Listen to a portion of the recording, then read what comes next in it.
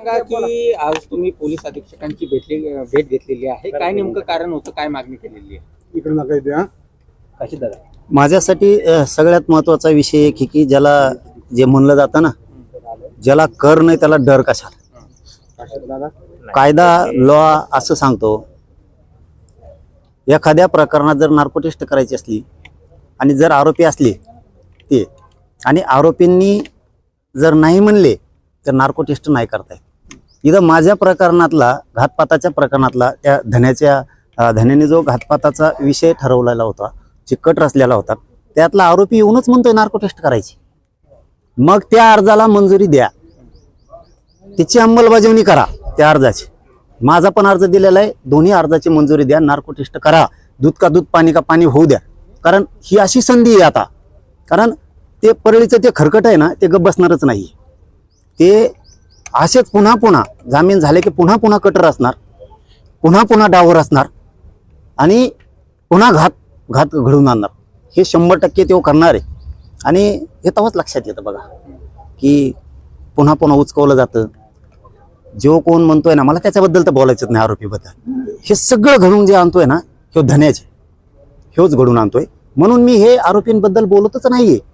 परंतु त्यातून एक गोष्ट लक्षात येते, काल जर परवा किंवा 2-4 दिवसापूर्वी जी काय प्रेस झाली आणि इथं सांगितलं गेलं की माझी जरंगीचे नार्को टेस्ट करा, तू लईच धुतल्या तांदळाचा होता ना तो आरोपी, तो असं म्हणायला पाहिजे होतं, तू म्हणला ना समाजावरचा मला जे डाग लागलाय आता तो कसा पुसायचा, तू जर खास धुतल्यावर तांदळाचा होता ना, तर तो म्हणायला पाहिजे होतं 5ची 5 बी जणांची नार्को टेस्ट करा धन्यासहित, असं म्हणायला पाहिजे होतं. तिथं तू मुंडे साहेब म्हणतो, म्हणजे तुला पुन्हा तिकडूनच फूस लागली आणि पुन्हा तू कुटाने करायला लागला. त्याचा अर्थ असा होतो की काय बरं का, मी गप्प बसलो होतो. का बसलो होतो ते पण मीडियाला सांगतो, आणि मीडियाला मी 2 वर्षापासून कुठंही बोलत नाही. मीडियाला चांगलं माहिती आहे तुम्हाला सुद्धा की ज्यावेळेस ही घातपाताची घटना घडली गेली त्यावेळेस त्या आरोपीची ती माऊली बायको आणि आई, त्या माऊलींनी असं सांगितलं होतं मीडियातून की हे पेतय, याच्या हातातून झालं सुद्धा असन, घरात सुद्धा लई त्रास देतय, पण जरांगे पाटलांनी लई मनावर घेऊन. मला कुठंतरी ते शब्द जिवारी लागल्यासारखं झालं की त्याची आई आणि ती बायको खूप सोन्यासारखे आहेत, चांगले आहेत, की चला जाऊ द्या, त्यांनी मीडियातून का होईना म्हणलेत ना. पण हे असं पोरग आहे, हे स्वतः सुखाने खायचं नाही आणि त्या घरच्याला सुखाचे तुकडे नाही खाऊ द्यायचं. आणि याला कुणीतरी सुखाचे तुकडे खाऊ द्याय नाही, कुणीतरी फूस लागन. म्हणून मी आता SP साहेबांना सुद्धा तेच सांगितलं की जामीन झाल्याच्या नंतर पुन्हा CDR काढा, कोणाकोणाचे फोन आलेत किंवा कोणाकोणाकडे गेला ते लोकेशन काढा, याच्यात कोण कोण आहे ते त्याच्या कुटुंबातला जरी मदत करणार असला तरीही त्याला आरोपी करावं लागणार आहे. तिथं पर्याय नाहीये. याला कुणी धमकीलंय का तो बोल म्हणून, किंवा याला कुणीकडून आणखी सांगितलं गेलंय का, किंवा असा संशय येतो की काही इसार फिसार घेतला होता का काय म्हणून याला जामीन झाल्यावर बी झोपून देणार की तू हे कुटाने करत त्यांच्या विरोधात बोलच. आणि तू जे जे आरोप करणार आहेस ना, ते आता तुला जाहीरपणानं सांगतो, मी थांबलो होतो काही गोष्टीसाठी.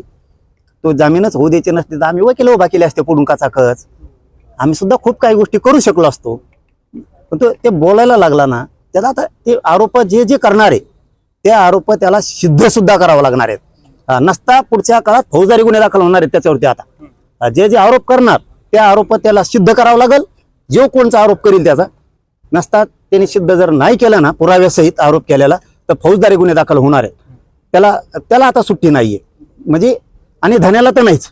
मी यांच्याविषयी तर बोलतच नाही आरोपींविषयी, आणि त्यांच्याविषयी बोलणार नाही. आणि तुम्हाला सांगतो, मला इच्छा बी नाही त्यांच्याविषयी बोलायची. पण धन्या गप्प बसतच नाहीये. ते परळीचं खरकट गप्प बसायलाच तयार नाहीये. ते राहून राहून राहून राहून पुन्हा ते उचकीत आहे हे असले प्रकरण.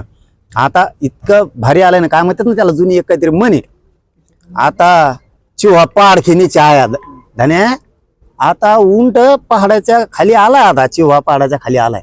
त्याचं कारण असं आहे की आरोपी जो करणार आहे, घातपात घडून आणणार आहे, कट रचणार आहे, त्याचं नाव नाही घेत ते.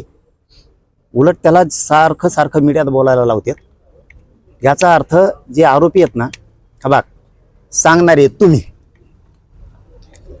आरोपी घातपात धन्यानी ठरवलंय म्हणून रेकॉर्डिंग घ्या तुमच्या मोबाईलच्या, आमच्या नाही. सगळ्या गोष्टी त्या तुमच्या. आणि तुम्ही जर आता मीडियात येऊन म्हणत असलात की आम्हीच रचलंय आणि तिकडून नाहीच आहे.